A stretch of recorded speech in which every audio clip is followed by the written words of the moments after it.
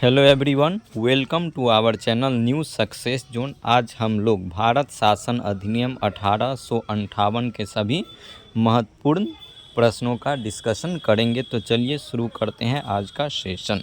पहला सवाल है, ब्रिटिश संसद द्वारा act for the waiter government of India किस वर्ष पारित किया गया था? तो ये 1858 में पारित किया गया था।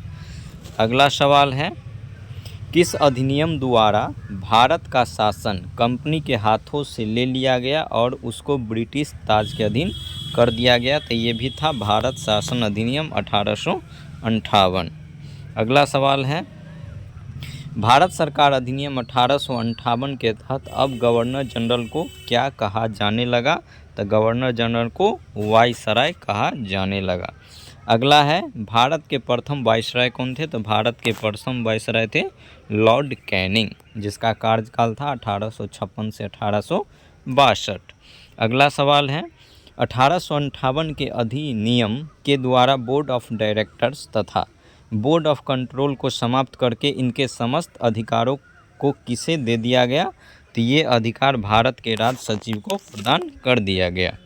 नेक्स्ट सवाल पे आएंगे। अगला सवाल है, किस अधिनियम द्वारा निदेशक मंडल तथा नियंत्रक मंडल को समाप्त कर दिया गया? तो ये 1858 के अधिनियम के द्वारा समाप्त कर दिया गया था। अगला सवाल है, 1858 के अधिनियम के तहत भारत सचिव की सहायता के लिए उपबंध किया गया था कि 15 सदस्यीय भारत परिषद का स्थापना किया जाए। नेक्स्ट सवाल है, किस अधिनियम के द्वारा भारत के गवर्नर जनरल को भारत सचिव की आज्ञा के अनुसार कार्य करने के लिए बाध्य किया जाए? तो ये था 1858 का अधिनियम। अगला सवाल है और 1858 से संबंधित ये अंतिम सवाल है, भारत राज्य सचिव का ब्रिटिश संसद के प्रति उत्तरदायी होने का क्या कारण था? तो इसका एकमात्र कारण था उसका ब्रिटिश मंत्रिमंडल का सदस्य होना। तो इसका सही जवाब क्या हो जाएगा? उसका ब्रिटिश मंत्रिमंडल का सदस्य होना।